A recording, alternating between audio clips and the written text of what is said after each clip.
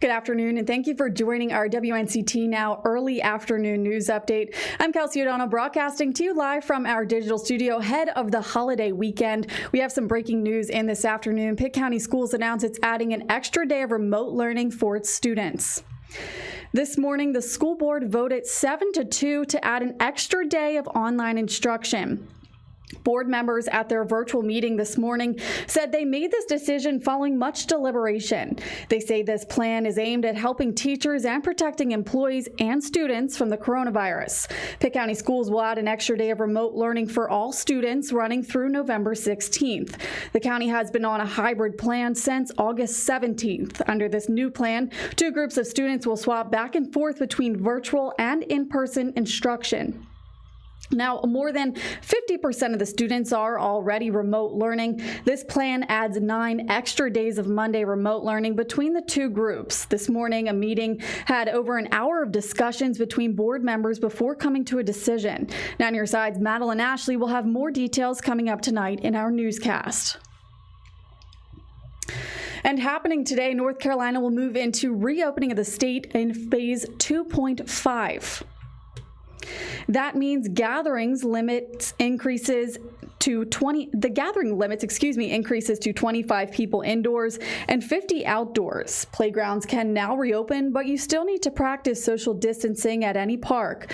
Museums and aquariums can also open now at 50% capacity, and gyms can also legally open at 30% capacity. Those changes go into effect tonight at 5 p.m. Well, it's another hot Eastern North Carolina day. Our first alert meteorologist Alex Wasilenko joins us with what you can expect for your forecast up ahead this holiday weekend. Alex.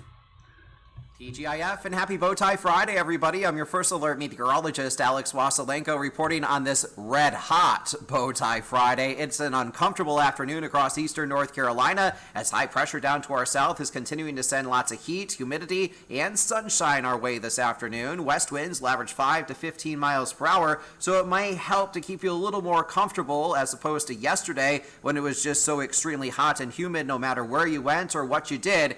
It was an opportunity to sweat. Today will likely be the same scenario. However, we will experience a little less heat and a little less humidity. But once you talk about heat index values in the upper 90s to low 100s like we're talking about today, it all just starts to feel the same, doesn't it? As for the overnight period, skies begin to clear on out, but a cold front will be approaching from the west. It'll arrive in eastern North Carolina early Saturday morning. While all of us are sleeping, it will help to deposit a few fair weather clouds into the forecast overnight into early Saturday morning. There also may be a stray chance for a shower or storm along with that cold front, but the bigger weather story associated with that frontal system for your Labor Day weekend will be those cooler temperatures. Saturday, Sunday, and Monday, you can track the tropics and, of course, that local forecast too by downloading your free First Alert weather app. We talked about that cooler weekend ahead. How cool? Well, how do lower to middle 80s sound for Saturday, Sunday, and Monday? It'll come with partly to mostly sunny skies for inland and coastal communities. We will have to keep a close eye to the coast Saturday evening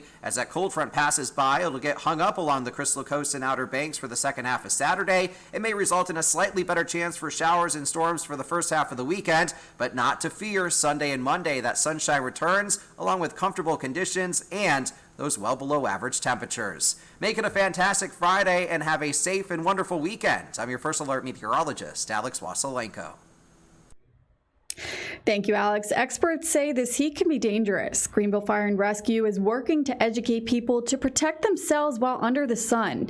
They advise you to start hydrating the night before and keep drinking water outside even if you're not thirsty. Avoid drinking alcohol because it can lead to dehydration. Masks can make breathing also difficult, especially in the heat. So they say you do your best to avoid COVID-19 by protecting yourselves outside while social distancing. Firefighters also say to call 911 immediately if you or someone you see is struggling from the heat. Meanwhile, the election process kicks off today across North Carolina. The State Board of Elections is now sending out absentee ballots to voters. According to the Board of Elections, this is the first time the state's dealt with such a high volume of requests. So far, the state's gotten 618,000 absentee ballot requests. Typically, about 4 to 5% of ballots in North Carolina elections are absentee. This year, on the other hand, election board members expect that number to be 30 to 40% higher. Officials say they're 100% confident everyone will get their ballots. They just ask for patience. If you consider that we're ready to roll out with over 600,000 requests, it will continue to go through that process.